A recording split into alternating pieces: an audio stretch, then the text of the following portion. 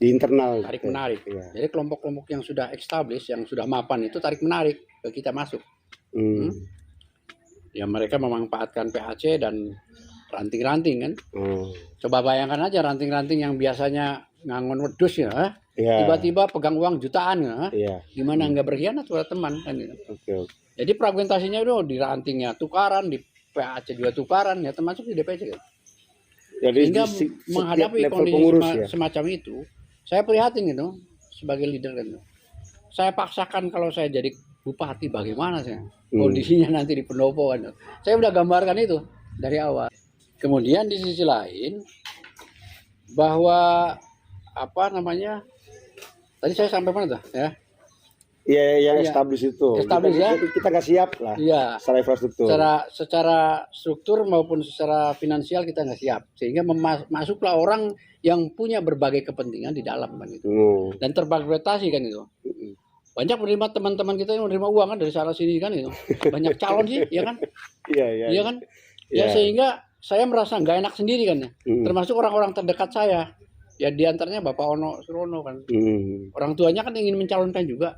Tapi saya tidak kuasa kan gitu untuk menerima sebagai calon karena saya bukan pemutus pada waktu itu dan saya bersikap demokratis kan itu pada waktu itu. Mencoba demokratis kan. Mencoba demokratis kan itu. Jadi karena itu akhirnya saya plurkan kan dalam konferensi kan. Konferensi cabang kan itu. Saya bikin kompercap namanya, konferensi anak cabang untuk menentukan siapa calonnya. Dari PDI Perjuangan. Iya, dari PDI Perjuangan. Bahkan apa kita mengadakan sumpah darah namanya. Sumpah darah. Iya, sumpah darah. Pada saat itu ya. Pada saat itu sumpah darah. Bahwa siapapun yang terpilih harus mengakui kan. Tidak boleh melakukan keonaran. Iya. Ya pada waktu itu memang saya sudah dikepung kan. Ada orang yang bawa senjata macam-macam gitu. Tapi alhamdulillah kalau masalah uang sih saya nggak masuk kan gitu. Ya nggak masuk. Tapi hanya situasinya seperti itu, sehingga saya berpikiran kalau saya maju terus juga akan kalah kan. Yang kedua, memang pada waktu itu juga didorong tertib. Apabila ketua DPRD mencalonkan, maka harus mengundurkan diri, ya. Sementara yang yang pihak lain apabila mencalonkan tidak harus mengundurkan diri kan. Puting, hanya puting kan gitu. Opsi 2 itu puting kita kalah. Kekalahannya adalah kekalahan hanya 1 suara. Pak Yance waktu itu dapat 22 suara, saya 21 suara. Yang satu karena apa? Nggak milih. Orang kita Pak Kadir almarhum tidak milih. Dari orang kita sendiri yang nggak milih. Nggak milih kan. Jadi kalau misalkan draw aja, saya berani maju. Tapi karena saya kalah, apalagi dihadapkan dalam harus mengundurkan diri itu ya. Ini lebih berbahaya lagi bagi partai kan gitu. Kalau saya mengundurkan diri, saya akan dilibas habis kan itu. Bupati juga tidak akan kita dapatkan. Jadi lebih hancur. Ketua DPRD lepas, bupati juga lepas. Pada saat itu ya pertimbangannya ya.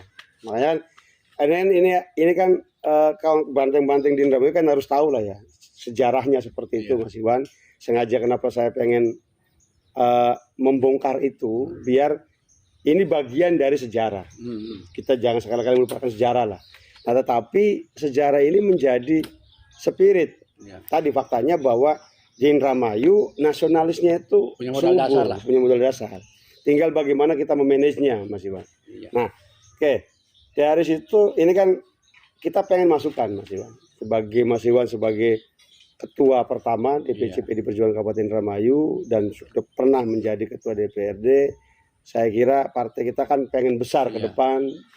Bukan hanya besar juga, tetapi juga kebesaran ini bisa berdampak kepada peningkatan kesejahteraan masyarakat Indramayu. Tadi kaum nasionalis itu. Menurut Mas Iwan, apa yang harus dilakukan oleh pengurus partai hari ini sehingga secara kultural nasionalis juga bisa kita rangkuh bersama-sama, secara struktural teman-teman juga bisa harmonis, dan secara spiritual ideologis capaiannya jelas. Nasionalis ini punya rule of the game yang jelas tracknya. Nah, menurut Mas Iwan sendiri seperti apa? Jadi orang masuk organisasi itu ada ekspektasi. Yang pertama ekspektasi pragmatis, yang kedua ideologis. Hanya 2 hal itu yang tidak bisa dipisahkan. Setelah saya mengalami proses perjalanan panjang ini, saya memahami itu.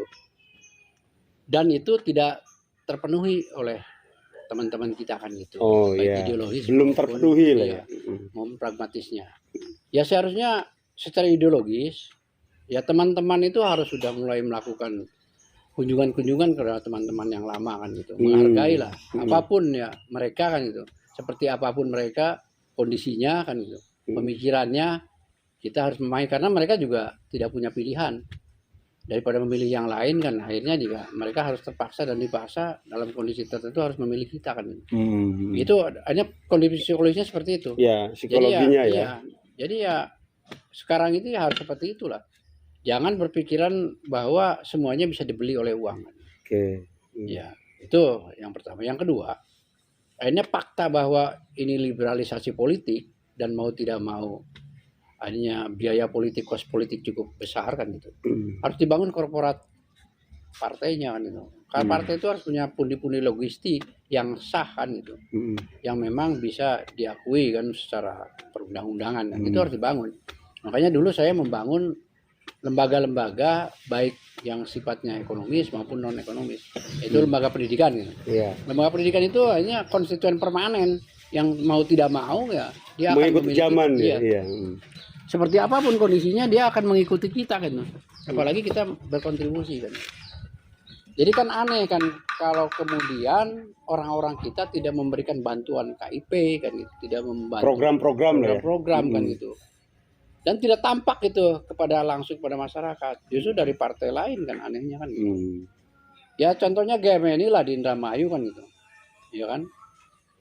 Akhirnya tidak didapatkan dari Seli kan gitu. Ya kan? Tidak didapatkan dari anggota DPR RI padahal bisa gitu. Dan kuotanya gede gitu. Ya kan? Tapi kenapa kan dari partai lain kan? Itu salah satu pembinaan yang tidak dilakukan. Ya itu harus sudah mulai dipanggil kan mereka itu. Ini teman-teman butuh ini kan gitu. Harus dikerjakan itu. Jadi dari aspek pragmatisnya harus dilakukan. Yang kedua, teman-teman juga ya ini kita bicara jujur kan gitu. Pengadaan barang dan jasa PBJ. Hanya kita kan antitesa. Antitesa dari Siramangan kita ajak gitu. Muncullah kan kita kan ya, gerakan kita dan menang kan gitu. Ya seharusnya antitesanya adalah muncullah Siramangan kita mangan gitu. Maksudnya kan begitu. Kalau dulu seperti itu, kenapa sekarang tidak dibalik membangun antitesa baru lah ya? Antitesa baru. Kita mangan, Siramangan. Iya. Jadi itu harus dibangun oleh kita. Partai yang terutama ya partai dulu lah. Kalau ada paket partai jangan dijual kepada yang lain kan gitu. Ini masing ya pekerjaannya di Singaraja, sing menggawe wong Cekedung ya. Jadi tidak ada pemberdayaan, bukan ngopi, bukan apa, harus ada kan itu. Korporat binaan itu harus dibangun gitu. Artinya kan semuanya harus tersinergi Mas Iwan. Jadi itu yang bermartabat itu sebegitu ya seperti itu. Bermartabat itu Siramangan kita mangan kan gitu. Artinya itu yang harus dibangun. Siap Mas Iwan. Karena memang itu ekspektasi kan. Ekspektasi jangan dipungkiri itu. Iya kan? Betul, sepakat. Iya. Oke, artinya kan Mas Iwan, berarti poinnya pertama adalah bagaimana nasionalis di Indramayu ini direngkuh kembali, diajak ngobrol kembali, disiram lagi. Yang kedua, artinya struktural juga harus punya bayangan strategi ekonomi untuk tadi mensejahterakan apapun itu. Yang ketiga, teman-teman yang sudah menjabat ini juga mendistribusikan programnya harus tepat sasaran di kader-kader juga, sehingga dan yang terakhir adalah bagaimana ini kita membangun antitesa baru ketika PD Perjuangan menang di Indramayu. Ya kalau dulu ada slogan kita mangan sira aja, ya sekarang kita mangan sira mangan dan semuanya makan. Oke, saya kira Banteng Indramayu obrolan dengan Ketua DPC PD Perjuangan 99 2004 ini menjadi inspirasi bagi kita semua para Banteng di Indramayu untuk bagaimana PD Perjuangan tetap bersemangat, tetap bergerak dan bersinergis dan menjadi besar untuk kesejahteraan rakyat Indramayu. Terima kasih. Salam perjuangan. Merdeka.